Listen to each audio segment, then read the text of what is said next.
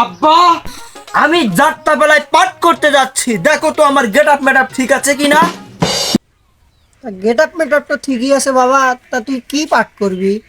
আমি তো রাজার পাঠ করবো বাবা, তুমি আমাকে কত ডায়লগ শিখিয়ে দাও। ডায়লগ শিখবি বাবা? আচ্ছা, আমি যা যা বলবো তুই তাই তাই বলবি। আচ্ছা বাবা। আচ্ছা, তাহলে তুই আমার সাথে বলে, আমার রাজ্যে এত বিশৃঙ্খলা কেন? আমার রাজ্যে এত বিচিকলা কেন? ধুর বাবা, কি কও? আমি আরো কিছু ডায়লগ শিখে দিই, শেখ না কও। বাড়ির যেদিকেই তাকাই শুধু চারিদিকে ঘোর অন্ধকার দেখতে পাই। বাড়ির যে দিকে তাকাই চারিপাশে শুধু গুড়গন্ধ দেখতে পাই। ছি ছি বাবা, আইনে কি কস তুই? ছি ছি বাবা, না কি কস তুই? ছি ছি বাবা, তোর দিলাম রাজার পাঠ, তুই হরস নেথরের পাঠ। ছি ছি বাবা, তোকে দিলাম রাজার পাঠ আর তুই করতেছিস নেথরের পাঠ। আরে তো কবের কইলাম কি আর তুই কোস কি? আরে তো কবের কলম কি আর তুই কস কি? আরে তুই বিষয়টা বুঝতেছ না?